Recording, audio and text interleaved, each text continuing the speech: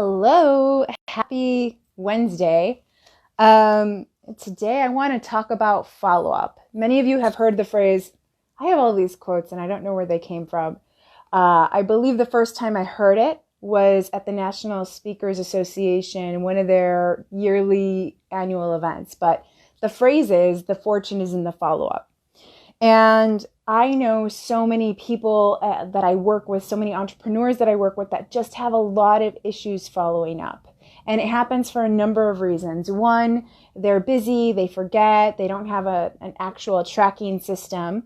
And that's systemic. And I'm not going to talk about that today. I'm going to talk about the other things that pop up.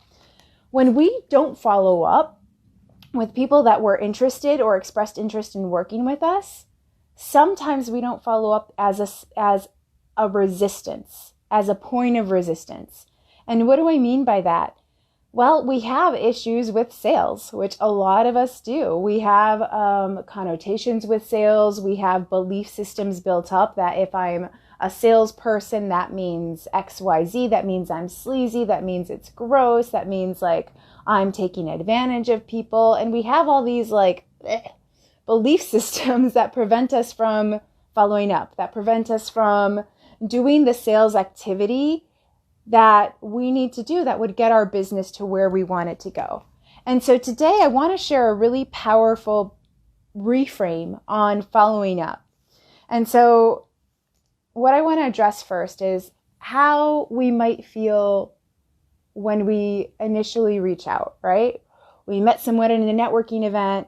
We met someone said, hey, I'm interested in working with you, etc. And so we're like, great, let's set up a time to talk, right? And then no response, silence. Has this ever happened to you? If you are consistently doing sales activity, I'm sure it's happened to you. It's happened to me many times. And I want to talk about how that might make us feel, right? You might feel like, oh, they're not interested. You might feel like if they like a jilted woman, who went on 3 dates with someone and be like, if they were really interested, they'd call me. And you might feel like they're just not that into me. You might feel like that you're rejected. You might feel like if you reach out again, you're nagging. You might feel like you don't want to be that pushy salesperson, all of the things, right?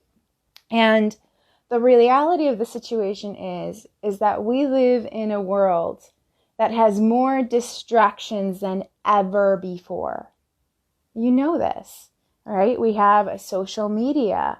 We've got video games. We've got work. We have people texting us at all times, WhatsApping us. We have just constant demands on our time. We've got family. We've got children. We've got dogs. We've got things that are necessitating our attention, constantly vying for our attention. And some of those things look really, really shiny. And some of those things like social media are programmed to be super addictive and distracting. And here you are texting or emailing and sending the one email or the one text and then not getting a response and saying, oh my God, they're not into me.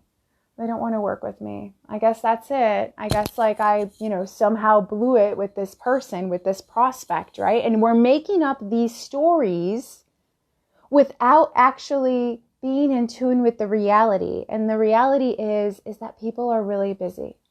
And so what is going to cut through that clutter is actually following up with them. And so the powerful reframe I want to share is, again, this is pretty much like the underlying thing for all of my sales teaching and videos is, again, it's not about you. It's about the prospect. It's about your client. And so if you want to get through to them, trying just once via one medium might not be enough when they are distracted with all of these other things that are going on, right? You might have texted them, hey, how are these two time frames?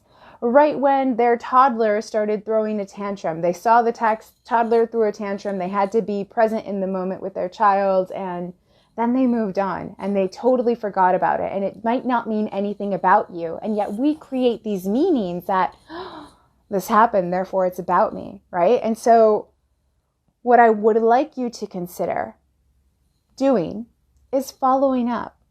And following up in a way that feels authentic to you, that feels good to you, and that's in a way that says like, hey, just wanted to check back in. How's your availability for this date or this date? And my rule of thumb is this.